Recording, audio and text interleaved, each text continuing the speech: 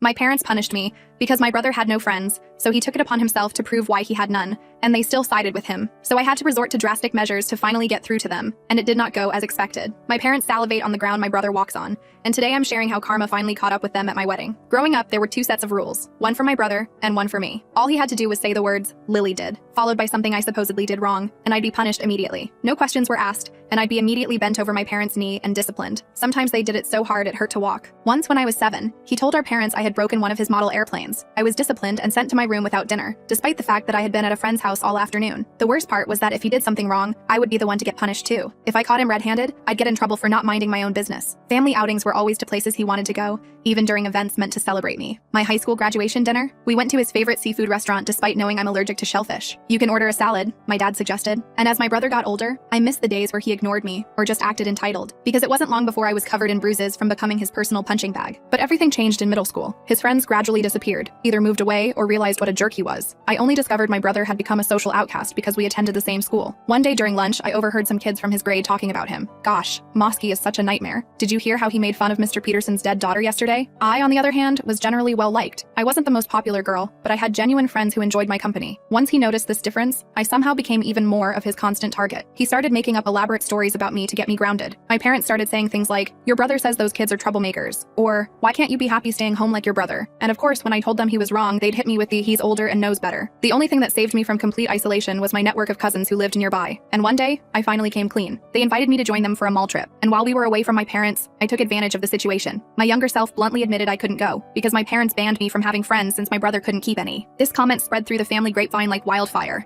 and apparently, my aunts and uncles confronted my parents about it later. "Is it true you're punishing Lily because Mosky doesn't have friends?" my Aunt Sarah asked my mother. I got punished for lying and grounded for weeks. But after that, something shifted. My parents eased up slightly on the restrictions, but the damage to their perfect family image couldn't be reversed. And because everyone now knew about my brother's social failures, he switched schools. My parents immediately agreed despite the higher tuition and longer commute. But still, he never forgave me for exposing him. If anything, his mistreatment intensified. But it wasn't just him anymore. Him and his new friends would come over and bully me together. They'd make comments about my appearance, hide my belongings, or deliberately exclude me from conversations. Once they even put salt in my water glass and laughed hysterically when I spit it out. My mom just smiled indulgently, saying, "Boys will be boys, sweetie. They're just having fun." My cousins became my closest allies, because my parents treated them 100 times better than me. My cousin Jocelyn especially became like the sister I never had. Her house was the only place I could experience what a normal family dynamic felt like. Pretty much everything stayed the same for a while after that, until I turned 16 and got my first boyfriend, because for some reason my parents insisted on meeting him, despite my reluctance. "We have to make sure he's good enough for our little girl," my dad said. And maybe in a world where I actually believed he cared, this would be touching. But my boyfriend wanted to meet them, so one day I gave in, and he came over. And I found out my brother was even worse than I thought, because during the visit, my boyfriend Tyler found me in a panic. He told me my brother had cornered him alone in the kitchen,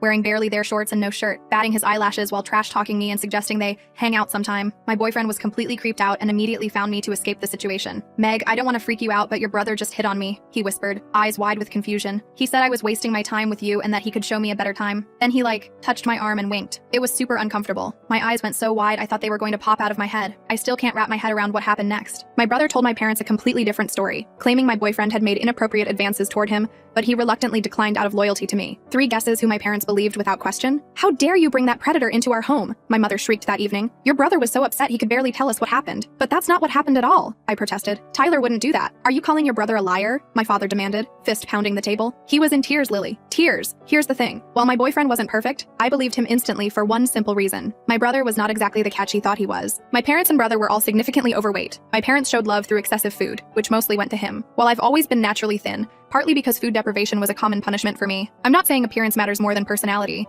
but considering my brother's entitled attitude and awful behavior, even my insecure teenage self couldn't imagine my boyfriend would risk our relationship for someone like him. My parents banned me from seeing that horrible boy anyway. I tried dating in secret, but it was impossible to maintain with their constant monitoring, and we eventually broke up. Tyler refused to come anywhere near my house again, telling friends at school that my family was creepy as hell. The exact same scenario happened with my next boyfriend. My brother made unwanted advances, got rejected, then claimed victimhood. When I pointed out the pattern, my parents decided I simply had terrible judgment in men, and kept choosing predatory boys. After that, I gave up on relationships in high school. I earned a reputation for casual hookups because I'd make out with guys but refused to date them officially. Thankfully, this never got back to my family. I'd tell the guys up front, "I can't bring you home and we can't be seen together too much. My family is complicated." Most were fine with this arrangement, and it gave me some semblance of a normal teenage experience. During this time, my brother proudly paraded around his one and only boyfriend, whom my parents treated like royalty, while constantly asking why I couldn't find someone respectable like him. They'd invite him for dinner constantly, buy him small gifts, and include him in family photos. When the guy suddenly stopped coming around, the narrative immediately shifted to him being a manipulative jerk who took advantage of my poor brother. I later found out from a mutual acquaintance that the boyfriend had caught my brother trying to flirt with his college roommate and dumped him immediately. The double standards continued in every aspect of life. My brother had generous spending money and lenient curfews, while I was restricted and monitored. When I pointed out the unfairness, my parents would say, "He's older." But when I reached his age, nothing changed. When I called them out again, they'd either deny ever making the age argument or claim I simply couldn't be trusted like he could. When my brother graduated high school, he got accepted to a mediocre college with no scholarships or honors. My parents made an enormous celebration with catered food, decorations,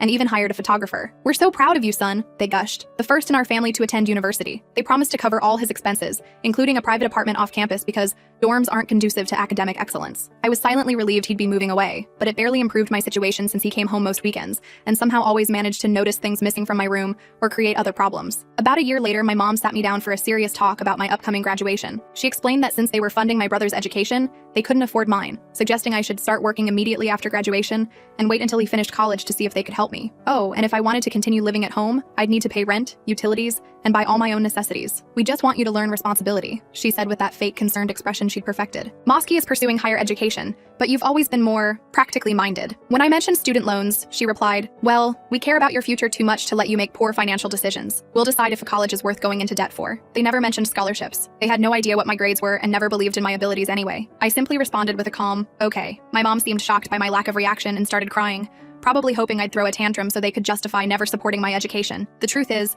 after years of their terrible parenting, I never expected their help. I'd been secretly preparing for college independently, using all those lonely hours at home to study relentlessly. College represented my only escape route. My guidance counselor, Mrs. Peterson, was the first adult who seemed to actually see my potential. She helped me navigate applications, scholarships, and financial aid forms without parental involvement. When graduation approached, I worked harder than ever and secured a full scholarship to a solid state university with a good program. Knowing my brother would try to sabotage this through my parents, I announced my acceptance on social media simultaneously, while telling them in person, even tactically thanking them in the post. So grateful for my parents' support as I head to state university this fall on a full academic scholarship. This prevented them from blocking me from going without explaining why to our extended family. Initially, they seemed proud and boasted about it. Then my brother got to them, and suddenly they started asking if I was sure I wanted to go, letting slip that my brother was struggling academically, and since he was naturally smarter with better judgment, I would obviously fail miserably. I stood my ground, and they reluctantly accepted they couldn't stop me without looking terrible to everyone who had congratulated me online. College became my salvation. I visited during holidays but could legitimately use financial limitations as an excuse to limit contact.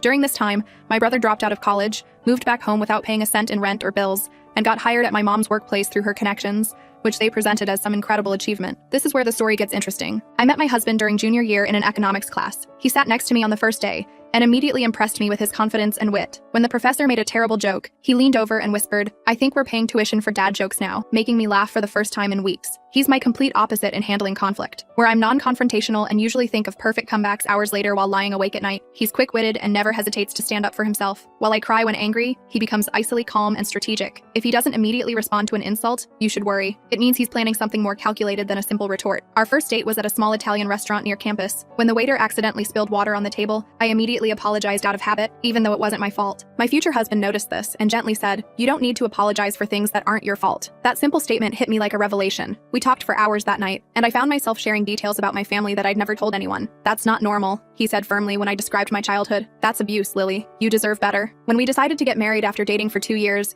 we agreed to keep the ceremony modest since we wanted to splurge on a dream European honeymoon instead. Since his family was scattered nationwide while mine was concentrated in my hometown, where we lived about 90 minutes away, we chose to hold the wedding there. After sending engagement announcements, my parents demanded to meet my fiancé. I reluctantly agreed but promised myself I'd never leave him alone with my brother. Hilariously, my husband was thrilled about the meeting. He'd heard so many stories about my family's treatment of me that he was practically giddy with anticipation. He even purchased a high-quality voice recorder to secretly document whatever nonsense they might try. He went alone to meet them despite my reservations. "Trust me," he said, kissing my forehead. "I can handle them." He returned absolutely ecstatic. "Babe, you won't believe what they proposed. We can absolutely destroy them with this," he said, barely containing his excitement. According to the recording he played me, my parents and brother had sat him down and, after some obligatory complaints about my poor judgment, offered to contribute financially to our wedding on one outrageous condition. My brother would walk down the aisle before me, wearing a tuxedo identical to the groom's, and would be featured prominently in the wedding photos and even have his own special cake. We're willing to help with the wedding costs, my mother's voice said on the recording, but Mosky has always dreamed of being in a wedding. It's not proper for a younger sibling to marry first, my father added, so this would give him the experience he deserves. My brother's voice chimed in. I've even picked out the tux I want. It should match yours exactly so we look like a matched set in photos. My husband's perspective, when they suggested this lunacy like it was some generous gift,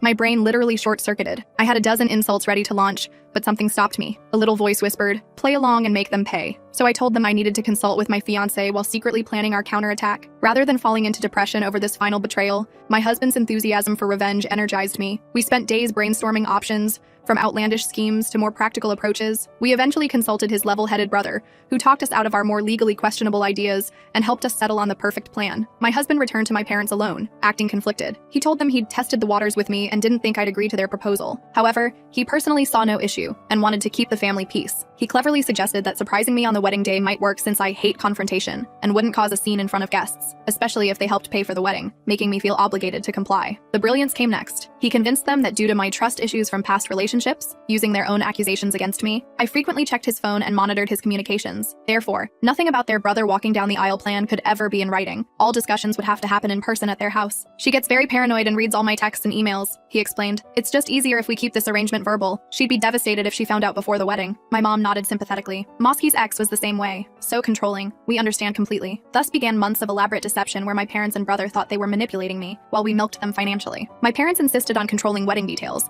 but my husband persuaded them to let me have small victories on things like songs and colors to keep me manageable. Here's how we executed our scheme. When selecting catering options, we'd initially agree to budget-friendly choices. Then my husband would secretly take my brother for a tasting, sigh dramatically, and say, "Too bad we can't get the premium package. We don't want to take advantage of your parents' generosity." On cue, my brother would demand my parents upgrade us to the most expensive option. They'd then generously offer to cover the premium package as a surprise. We repeated the strategy with the photographer, flowers, venue upgrades, everything. My husband would craft these scenarios perfectly, playing on my brother's insecurities and my parents' obsession with appearances. He'd mention how unfortunate it was that we couldn't afford the luxury options, knowing my brother would immediately want the best for himself. The only hiccup came with the wedding dress when my mother tried to force me into a hideous gown that wouldn't flatter me. She texted me about it, breaking their no written evidence rule, so I had to genuinely refuse. My brother suggested they accidentally damage my preferred dress, so I'd have to wear their choice. My husband pretended to love this idea. Throughout this time, my brother did make several clumsy attempts to flirt with my fiancé, who played along just enough to keep our con going, acting torn between loyalty to me and attraction to my brother. We ended up with an extravagant wedding that would have been completely beyond our means, all funded by my parents. We called it back payments for emotional damages. The venue was upgraded to include fairy lights and extra florals. The menu featured premium options like filet mignon and lobster, and the bar was fully stocked with top-shelf liquor. On our wedding day, the plan my family had secretly arranged was for my brother to arrive right when everyone was seated, when the bride typically makes her entrance. He would walk down the aisle in his tuxedo before I even realized what was happening, making it too late for me to object. We hired professional security but kept them initially discreet, just a woman checking names at the entrance. Only after my parents were seated did we position our intimidating male security guard at the door with specific instructions not to admit my brother under any circumstances. When it was time for the ceremony to begin, my dad received a text that my brother was nearly there. He signaled my bridesmaids to start without conferring with me, and positioned himself at the entrance to walk me down the aisle. As the bridal music began playing, the doors opened, and I appeared in my gown. My dad looked utterly shocked to see me instead of my brother. His face drained of color, and his mouth actually fell open. He frantically looked behind me but couldn't see what was happening at the venue entrance. His phone started ringing. It was my brother, and he mumbled, "Something came up," before abandoning me at the altar to answer it. The guests gasped in confusion. A friend who was in on our plan loudly asked what happened. I tearfully said, "He told me it wasn't supposed to be me walking," which wasn't entirely acting. I was genuinely hurt despite anticipating this behavior. My friend loudly repeated, "What did he mean it shouldn't be you?" Ensuring everyone heard, then announced she'd go check the commotion, racing off to witness the chaos. My mother eventually followed, leaving me standing alone. My father-in-law immediately rushed over and took my arm. We'd prepared him for this possibility. "I'd be honored to walk you down the aisle," he said loudly enough for everyone to hear. His obvious concern made me smile through my tears. I walked down the aisle amid whispers and confusion, with several guests leaving to investigate. The ceremony proceeded perfectly once I reached my soon-to-be husband. Throughout the reception, people kept disappearing and returning with shocked expressions, but no one dared tell me what was happening. From multiple accounts gathered afterward, here's what happened. My brother arrived wearing a tuxedo identical to my husband's, complete with the same boutonniere and pocket square. Our security guard refused him entry, explaining there was already a wedding in progress with the bride present. My dad threatened to call police, claiming the guard wasn't authorized. The guard calmly agreed to let authorities sort it out, knowing it would be too late to disrupt our ceremony. My friend arrived, creating a scene and stalling by loudly demanding explanations. "What's going on? Why is the father of the bride out here instead of walking his daughter down the aisle?" My mother joined, followed by curious guests. Their plan exposed, my parents attempted damage control as horrified witnesses berated them. When they blamed my husband for orchestrating everything, he was summoned outside. My husband put on his most bewildered expression and denied any knowledge of such a plan. What are you talking about? Why would I want anyone else walking down the aisle at my wedding? When they insisted he had agreed to it, he demanded proof, which of course they couldn't provide since all our text exchanges were about normal wedding details. When they claimed, "But you told us not to text about it," he laughed and said, "How convenient that there's no evidence of this ridiculous accusation." My brother had a complete meltdown, literally sitting on the ground crying and screaming like a toddler. It was supposed to be my day too. He promised me. My mom was sobbing while my dad's face cycled between rage purple and panic white. Some guests even recorded portions of the confrontation on their phones. Security and other guests had to physically restrain my dad when he lunged toward my husband. "You lying piece of garbage," my father reportedly shouted. "You said she wouldn't make a scene." "I never agreed to any of this," my husband responded calmly. "And I find it disturbing that you apparently planned to hijack our wedding without my fiance's knowledge or consent." No one at the wedding believed their story. They kept demanding explanations. Why would the groom agree to this? Why is there no proof? Why would you want your son to hijack your daughter's wedding? They had no answers and were eventually forced to leave,